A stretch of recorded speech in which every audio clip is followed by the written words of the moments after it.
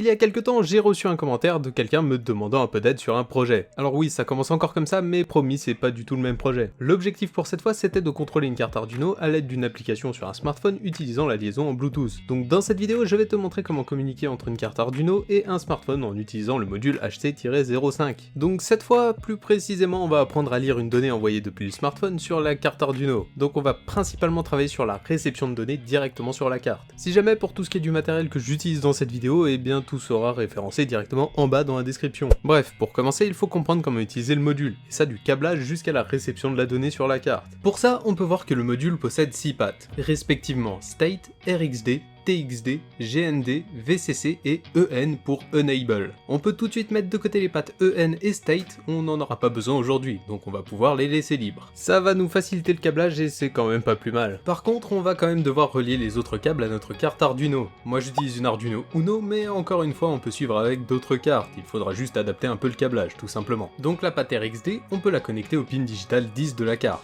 La patte TXD, elle, on va la connecter au pin digital 11 de l'Arduino. En vrai, on doit pouvoir les connecter sur d'autres pins, mais dans notre cas ça marche très bien avec les pins 10 et 11. La patte GND du module, donc le ground, on va la connecter à un pin de terre de l'Arduino, donc à un pin ground.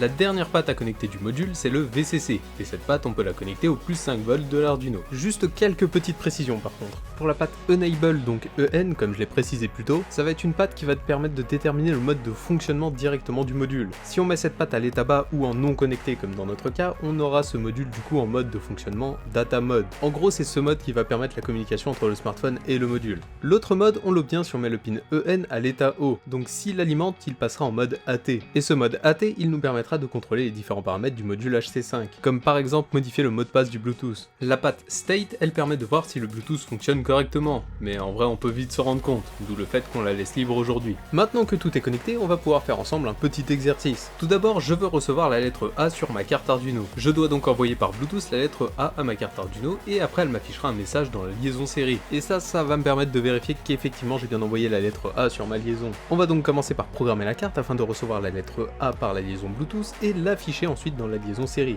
Donc afficher ce même caractère. Donc il faut que je crée ma liaison Bluetooth et il faut que j'initialise ma liaison série. Sinon pas de lecture en Bluetooth et pas d'écriture sur le moniteur. Pour faire tout ça, tout en haut du programme, je vais commencer par inclure la librairie software-serial.h qui permet d'ajouter une liaison série sur ma carte. Dans notre cas, ça va donc être la liaison Bluetooth. Je crée un objet software serial que j'appelle Bluetooth Serial. Entre parenthèses, je dois renseigner le pin TX puis le pin RX. Alors si jamais je me suis trompé d'ordre en le prononçant, tu peux tester en inversant les deux. L'appel de ce constructeur nous permettra ensuite de communiquer avec le Bluetooth. Maintenant que c'est fait, on va pouvoir passer dans le setup. Pour rappel, le pin 11, donc le pin correspondant à TX, doit recevoir de l'information. Il faut donc que l'Arduino lise ce qui arrive sur ce pin. Donc c'est un pin d'entrée, donc il faut écrire pin mode 11,input. Pour le pin 10, c'est l'inverse. Le pin RX doit écrire de l'information sur la liaison Bluetooth, donc pin mode 10,output. Maintenant, il faut que je définisse la vitesse de communication entre mes deux liaisons. Pour ça, on écrit serial.begin 9600 et Bluetooth serial.begin 9600. Comme ça, les deux liaisons liront et écriront à la même vitesse. Avec ça, on en a fini avec le setup. Il faut maintenant passer au loop.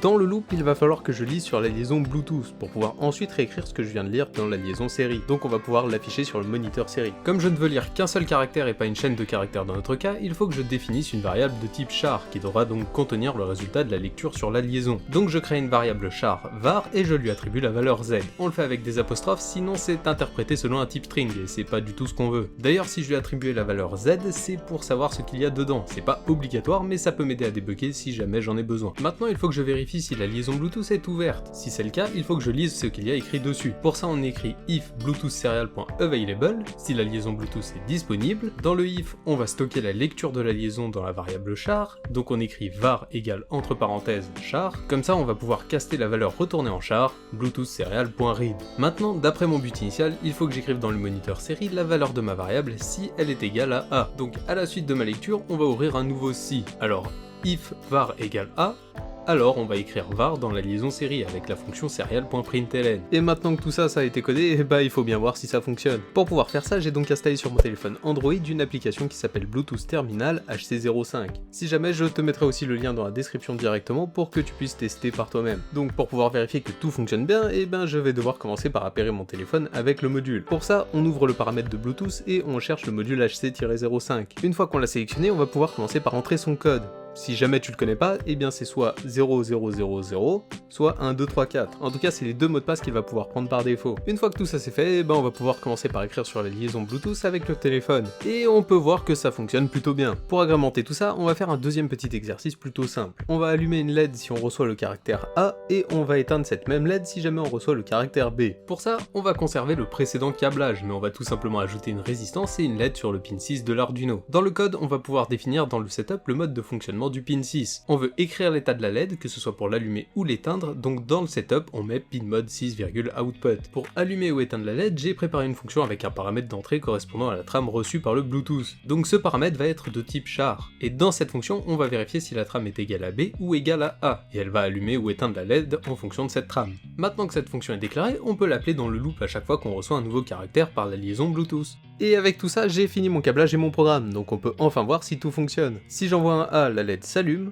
si j'envoie un B, la LED s'éteint, et si jamais j'envoie autre chose sur la liaison, il se passe absolument rien. Donc nickel, tout fonctionne. Si tu veux approfondir tes connaissances avec Arduino, je te laisse aller voir cette vidéo. Je veux aussi t'inviter à t'abonner à la chaîne pour ne pas manquer les prochaines vidéos, parce que dans quelques temps, je devrais aussi te proposer la partie 2 de cette vidéo, enfin en quelque sorte une partie 2. Et pour cette deuxième partie, ça devrait se concentrer sur l'envoi d'informations depuis la carte Arduino, donc la réception sur le smartphone. On verra peut-être aussi une prochaine fois comment créer une application pour pouvoir communiquer avec la carte. Parce que pour cette fois, on utilise quand même un terminal qu'on n'a même pas créé nous-mêmes, donc niveau interface, ça vaut pas grand chose. C'est nul!